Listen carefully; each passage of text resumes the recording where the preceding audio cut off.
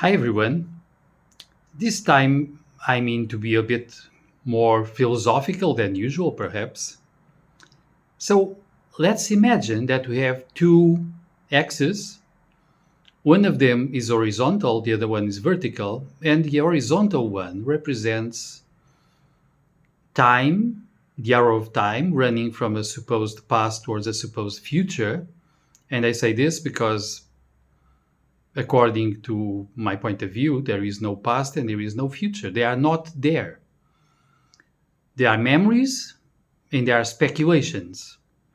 They have no ontological existence. They are really not there. They are concepts that help us reasoning, organizing our movement, that help us organizing our mind. Now, our mind keeps running along this axis in a way. Our mind is, by its own nature, temporal.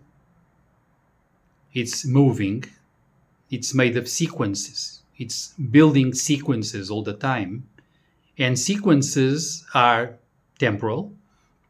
So our mind has a tendency to be all the time associating things, speculating about the future, coming back to the past, concepts, learnings, experiences, things that went wrong, things that went well.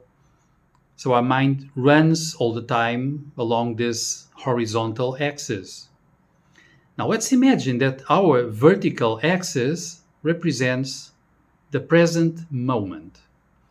And it also represents our inner axis of energy, the alignment of our chakras, our inner magical wand, or our inner wizard staff, our staff of Hermes also.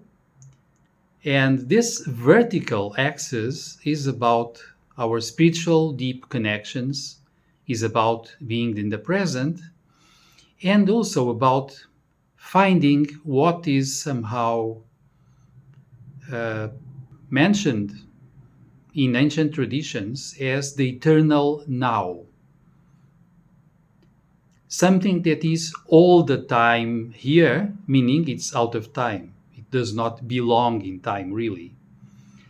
Now, if we want to find something that goes beyond time, something that might be connected with eternity, we must go beyond our daily mind that is all the time running along this horizontal axis of time. So we must come back into the present. We must be able to go deep inside. And we must place our mind in a different state where it is mostly in the present, it is mostly in silence, listening, observing.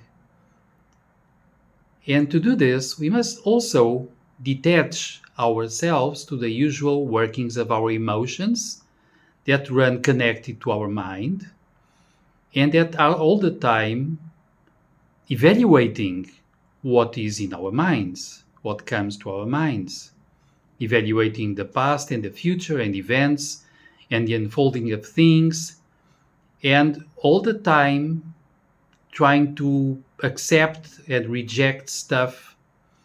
So our emotions are constantly connected with the workings of the mind and with the horizontal axis.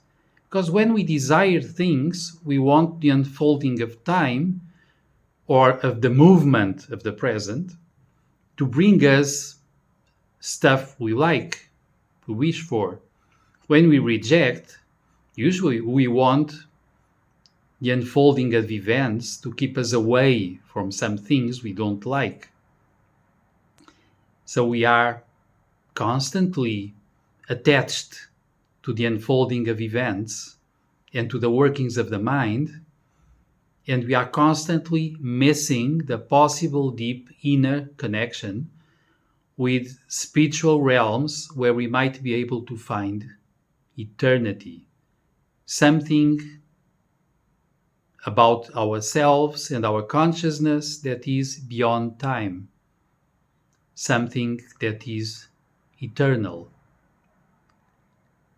And indeed, I would say that to find that,